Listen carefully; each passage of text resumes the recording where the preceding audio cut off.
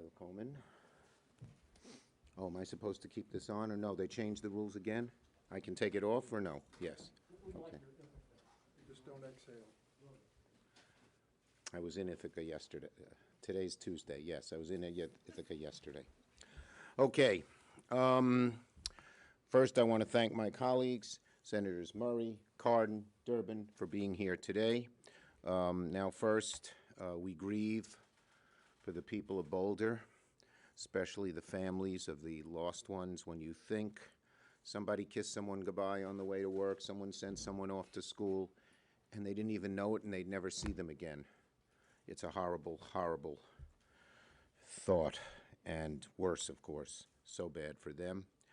We also think of brave police officer Eric Talley, who died. So, to honor the victims of this horrific shooting, the flags at the U.S. Capitol are being lowered to half-staff today. It's just another awful tragedy. It's less than a week after 8 people were killed in a series of shootings in Georgia. And it's a sad reminder, COVID is not the only epidemic in our country. We have to confront the devastating, unrelenting epidemic of gun violence that steals thousands of innocent lives across this country. And so we have a lot of work to do. I've already committed to bringing universal background checks legislation to the floor of the Senate. The Senate Judiciary Committee, under Chairman Durbin, held a hearing to examine several common-sense proposals to reduce gun violence this morning. But make no mistake, the Senate legislative graveyard is over. 2 summers ago, after another horrific shooting, the Republican leader, then Majority Leader McConnell, promised that there'd be a debate in the Senate floor on gun violence. It never happened. Republicans seem averse to even wanting to talk about the epidemic of gun violence.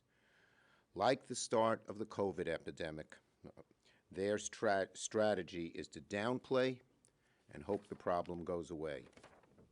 This Democratic-led Senate will be different. The Senate is not going to hide. We're going to debate and address the epidemics of gun violence in this country. The last month has shown how exactly different the Senate is. We've confirmed now all of Biden's cabinet secretaries. We've held an impeachment trial, and we passed one of the most significant pieces of legislation to pass in decades that will help and will bring relief to Americans. And the Senate has another important piece of legislative business on the agenda this week, and that's the extension of the bipartisan Paycheck Protection Program, which is set to expire on March 31st.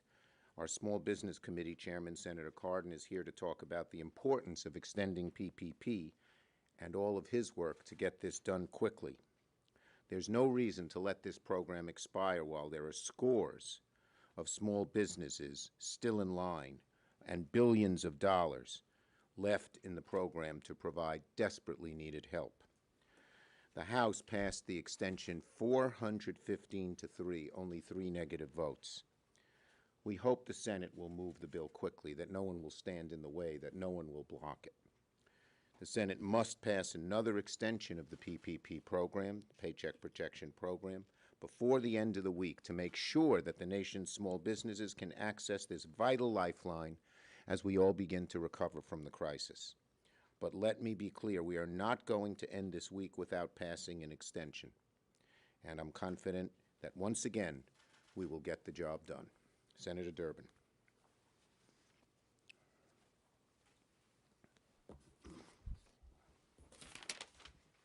Thanks, Senator Schumer. Last week, 1 week ago today, I announced that I'd be holding today's Judiciary Committee hearing on gun violence. The same day, before the sun set, there was a horrific string of shootings in Atlanta, Georgia, that took the lives of 8 victims. Last night, as I was preparing for today's hearings, there was another unspeakable mass shooting, this time at a grocery store in Boulder, Colorado. 10 people killed yesterday, including Boulder police officer Eric Talley, 51 years old, father of 7. It's a devastating loss. These victims and their loved ones are worthy not only of our thoughts, they're worthy of our prayers, and they're worthy of our actions. Enough thoughts and prayers. Now let's do something. This morning, one of the Republican senators, the junior senator from Texas, came in and called the hearing ridiculous theater. Well, I don't believe there's any part of it that was ridiculous. It was dead serious as we consider these victims and so many more, 40,000 each year who die across America. Theater is a departure from reality. We're in reality, and it's called the Judiciary Committee in the United States Senate in the Congress of the United States, with the authority, and I hope the opportunity, to use that authority to make America safer. I thank Senator Schumer for what he said about bringing this bill to the floor. I hope that we can complement whatever your effort might be in the committee. I don't know if we'll get a bipartisan vote, but I want to make it clear through this hearing today that the door is open for conversation. But universal background checks are not only supported by 90% of Americans, but a majority of gun owners. They trust that if we have a law and people follow it, we'll be safer as a result of it. It's only the gun lobby and some people on the other side of the aisle who don't see it that way. We owe it to the families across America to make this country a little safer. And what we learned both in Atlanta and Boulder, Colorado, is that there's a lot of work to be done, and innocent people will continue to die until we do it. Senator Murray.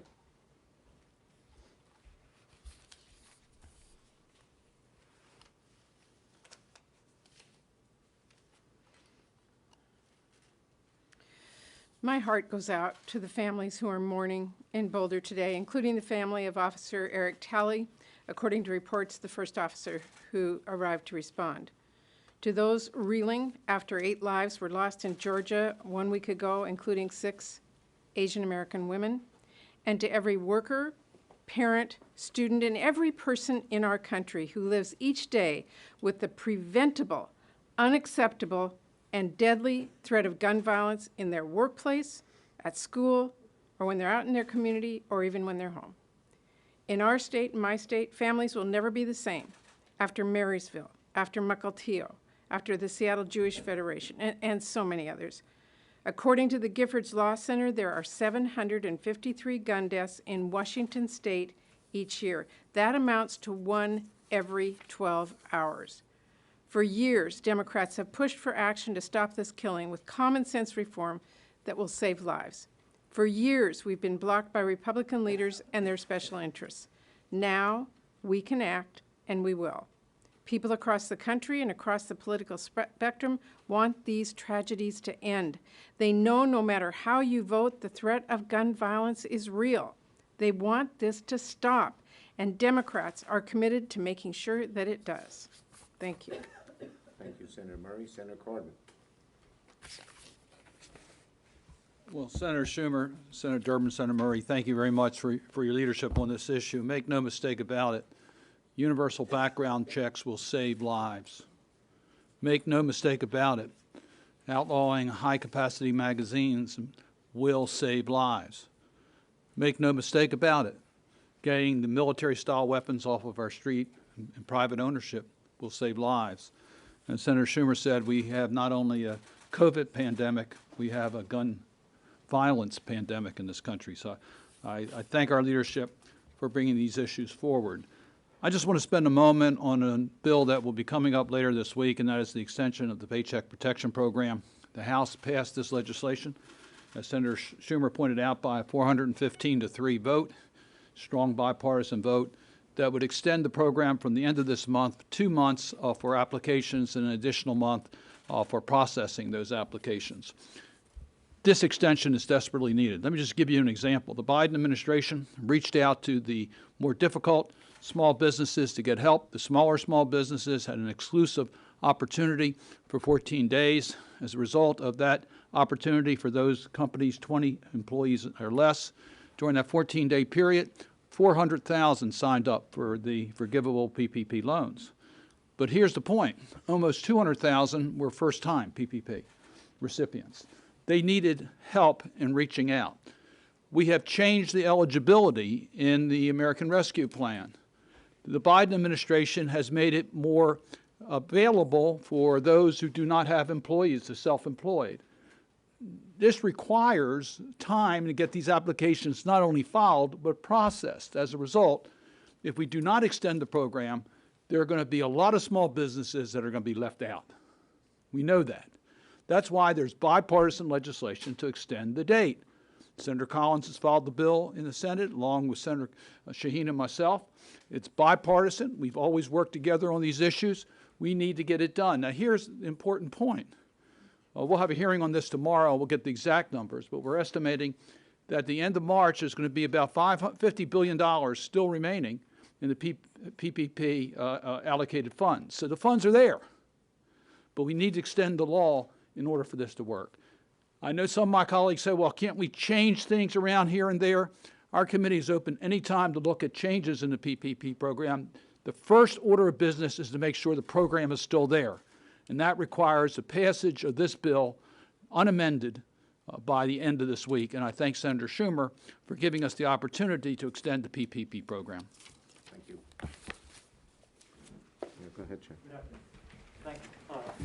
I've been in this room many times, the day after a mass shooting. Each time Democrats have said, this is going to be the time. Gabby Giffords, Steve Scalise, Sandy Hook. But none of these mass shootings have happened in an environment when there is a serious conversation about turning off the filibuster. Why would this not be the occasion if you really want to get gun control done? I am going to meet with Senator Murphy and other Democrats this week that have been set up already, and we will figure out the best path forward. Next. Senator Manchin said that he doesn't support the gun legislation that came out of the House. I'm curious what your reaction is to that, but also would Democrats and would you be supportive of a more tailored bill like Manchin? As I said, I'm going to sit down with Murphy and others, and we're going to figure out the best path forward, but we will put these bills on the floor. I have said that, and it will happen. Yes. Have you spoken to the White House about an assault weapons ban? President Biden has called for something like that. I haven't. Senator Schumer, Not yet. Later this week, the House will advance a bill that repeals the 1991 and 2002 authorizations for the use of military force in Iraq. What is your view of how the Senate should address that issue? Yeah, it's something that I would be sympathetic to. I think a large number of our caucus would be sympathetic to it, and we're going to discuss the way to go forward on that as well. Yes. Senator Durbin, Senator Feinstein today asked for a hearing on her assault weapons ban bill. I wondered if you're going to have one in your committee. I'm sorry, I didn't hear her request. No, I know what she's interested in, but she did, this is the first I've heard of it. But this was in I her stepped out of opening the room. statement. She noted that she had 35 co-sponsors on the bill to renew the assault weapons ban. She said she'd like to have a hearing. All right, I don't want to slow on it. down the efforts on the floor. Bringing this matter to the floor is the highest priority, because that's where we have an opportunity to enact it, pass it.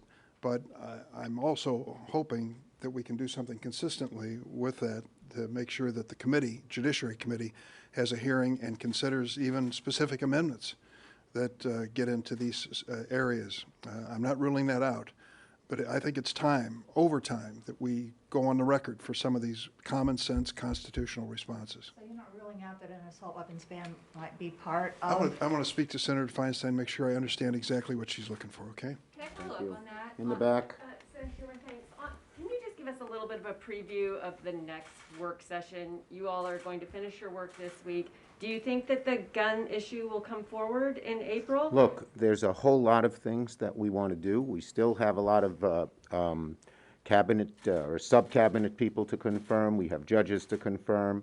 We have a lot of bipartisan legislation that's being talked about and looking at, the China legislation, China government legislation, water legislation, things like that. And we have a lot of bills that came over from the House that we want to put on the floor and get votes on and hopefully pass them.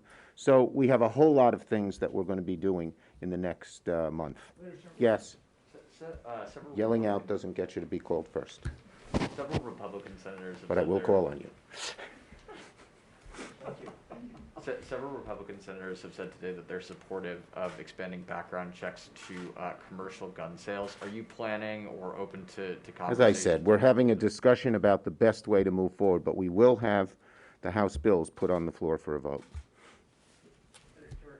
Today, Postmaster General DeJoy laid out his 10-year plan for the post office, which appears to include raising postal prices, slowing down mail service, as well as looking for pension reform, and other efficiencies. Thoughts on, and anyone who wants to weigh in, thoughts on the changes to the post office? Look, I've been disappointed in Mr. DeJoy since he came in. He doesn't seem to want to keep the post office as robust as 90% of America wants a post office kept strong. So I haven't seen his exact plan, but we're going to look at things, pension reform and things like that. The problem that the post office has that they have to put aside money for health insurance long before any other private or public company does is something we want to look at. But we believe in a robust post office. We do not like DeJoy cutting back. What do you think about some reports that White House advisors are talking about breaking up the infrastructure package, moving a smaller, maybe bipartisan one first? Chris Coons has endorsed that idea. What's your reaction to that? We're talking to the White House regularly. We had a lengthy discussion this weekend. And we're going to, look, the one thing we're united on, Speaker Pelosi, President Biden, myself, we want a big, bold, strong package. As we've always said, we'd prefer to work with Republicans to attain that package. If we can't, we'll move forward other ways. But there are various different options that we're exploring. Back on guns, in September 2019, after the Dayton, El Paso shootings, then Attorney General Barr was up here negotiating. And is that something that you pick up on and work off of as a template, or is it different now because you folks are in charge? And Well, as I said, it's different that we're in charge. We're not going to do what McConnell did and never let a vote occur, never let anything see the light of day. We have to figure out the best way to get the most done, and that's what we're going to figure out. Thank you. Last one. One more. Just to follow up on guns again. So why are you prioritizing the expanded / universal background checks over an assault weapons ban? The Like, bottom. why- I'm not going to pick which of them. The background checks bill passed the House. It passed it overwhelmingly. It's supported by 90% of Americans, 80% of gun owners. It's a very important thing to do. That is not to say we wouldn't look at other things as well. So it's because Thank you. You think it has a better chance of passing and reaching the president's desk? One question. Just wanted to clarify.